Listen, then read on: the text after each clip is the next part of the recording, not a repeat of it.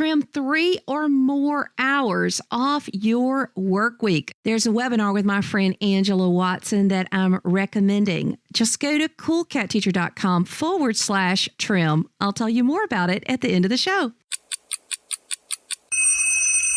And the number 2 show of 2017 is a show that we need to think about right now. Remember, you can reboot your classroom at any time, and you can connect with your students at any time. So today's show is a popular one back from the summer with Connie Hamilton about 5 ways to connect with your students over the summer. But remember, you can still do this over the holidays, or you can plan to do this upcoming summer. The 10-Minute Teacher Podcast with Vicki Davis. Every weekday, you'll learn powerful, practical ways to be a more remarkable teacher today. So today we're talking with Connie Hamilton. She's the author of Hacking Homework, but we're actually talking about hacking our summer right now. Connie, you have 5 ways that we can connect with next year's class over the summer. So how do we start?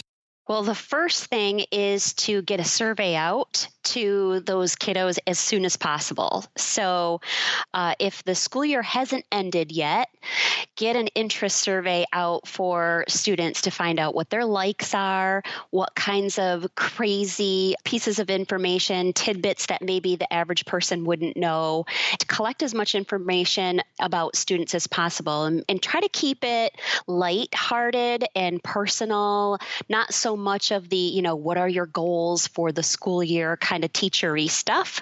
But this is really a way to create some relationships with kids. It's easy to do, just kind of paper pencil is a one way you can do it. You can create a Google form and use a QR code, lots of different ways. But first thing is gather a survey so that you can get a lot of information about kiddos. Maybe you learn that maybe you have a student that builds motorcycles.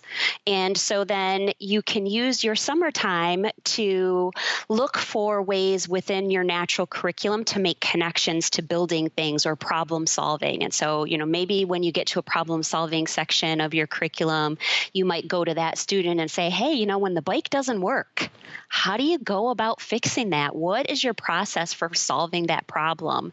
And try to make some personal connections. So when you know what students' interests are, you can look through that curriculum and try to find some of those connections. Fantastic, because we have to relate before we can educate or innovate or create or anything we try to do in our classroom. Okay, what's next? Next one is to set up a remind and invite students to take part of that. If you have younger students, invite parents so that this is a really easy way for you to make connections with one little click of the phone. So set up a remind and maybe you do a weekly countdown of, hey, we're getting excited for back to school, or hey, we have this event that's coming up. And that kind of leads me into the next one. Cool. Well, I actually use Blooms for that. And it's a fantastic idea to set that up instead of the first week. Why not set it up a little early? I love that. Okay, what's the next one? So the next one is to set up just some times to get together in some places. And I think it's really awesome to set up a little meet and greet or a gathering, something really casual, but off campus if possible. It's fine to have kids meet on campus or at the school, but why not have younger kids meet at a McDonald's with a playland or at a local skate rink? Or if you have older students, maybe you find a place that has a really awesome lunch buffet and invite kids to come and have lunch with you a couple times a year. So the reminders can set out through Remind or through, what did you say you use? Blooms? I use Blooms, Bloomz. Yeah, they have some, they have some similarities and differences, but it's still just a tool to connect with kids. Yeah. So super easy. Hey, don't forget next Thursday, we're meeting at such and such. We're meeting at the park. I'm bringing popsicles. Or hey, we're meeting at the coffee shop. Just finding a place to have casual meetings. I think a lot of times teachers try to, they maybe, hey, let's meet at the library, which is a great idea as well. And in this way, I'm just suggesting that maybe you make it a little bit lighter over the summer and just make your focus to be establishing establishing relationships, and then you can make connections academically later. Oh, and some teachers are just listening to you, Connie, going, I need my summer. I'm tired, Yeah, definitely. You so do it once, just do it once and make it a place where you want to go anyway. So, if you love Starbucks, then have it at Starbucks. If you have a favorite spot outside that you like to sit and enjoy the weather, make it there, make it at a local park, put it someplace that's convenient for you and that you would choose to go anyway. Yeah. Okay. What's our fourth? Fourth one is going back to snail mail, sending out postcards. So while you're gathering with the students, take selfies when you're with them. And then it's super easy to print out 4x6 photographs of those selfies. And those 4x6 photographs can serve as postcards. So you can send a postcard to students afterwards saying, hey, thanks, it was so great to see you and can't wait to see you again at open house. Or thanks for stopping by. Really loved hearing about such and such that you told me. But I think students get so little mail in the mailbox. Everything is so digital these days. And especially the little kids absolutely love getting a piece of mail with their name on it. So using snail mail, postcards are cheaper than letters. So that's why I suggest a postcard and utilizing the pictures that you take, the selfies with the kids. Well, and you're really talking about winning their hearts before the first day. I mean, that's what you're talking about, which does make your year go easier. I know that the thought of work over the summer, but really it does if you've already got that relationship. Okay, what's our fifth? The fifth one is making phone calls, making that connection, picking up that phone and just having a quick little conversation or leaving a voicemail for students, but reaching out to them, or if you have younger students, reaching out to their parents and potentially setting up some reverse conferences where this parent is the one who tells you all about his or her child, as opposed to you telling them all about how their child is engaging in the classroom. So I love it when teachers set up reverse conferences at the very beginning of the year or even the very end of the summer. And I know sometimes that definitely can be a whole lot of time. So that might take some convincing of your administration to say, hey, I want to try something a little different here.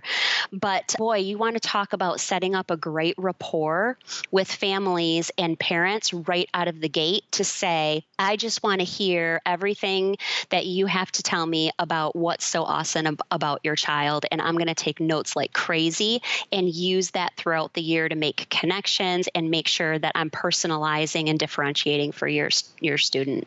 Love that. And as we finish, I just want to add another little one. A lot of times when I go to ISTE or conferences over the summer, I like to have a friend hold my phone and record a quick video and say, hey, I'm looking at this. I'm at this conference. I'm getting ready, to teach you in the fall. And I'm really excited about this or that. And then sending them that video so they kind of get excited about what's new or what's different. I mean, there's so many creative ways, teachers, that you can really go into the school year ahead with a positive connection with those parents and kids. And Connie's given us so many ideas. I just challenge you, try at least one or try two, or you could go for all of these ideas. But pick a way to relate and a way to connect to these kids so you can start off the year ahead and make it a remarkable year.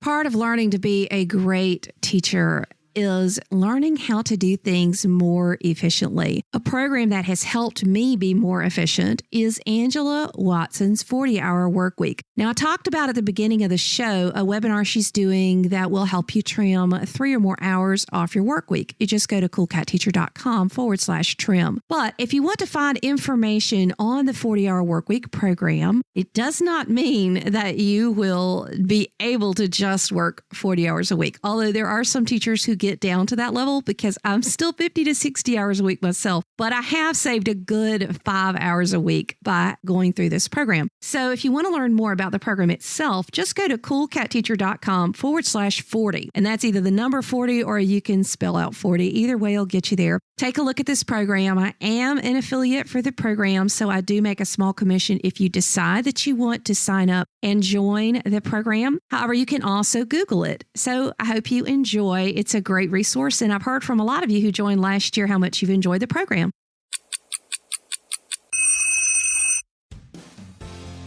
Thank Thank you for listening to the 10-Minute Teacher Podcast. You can download the show notes and see the archive at coolcatteacher.com/podcast. Never stop learning.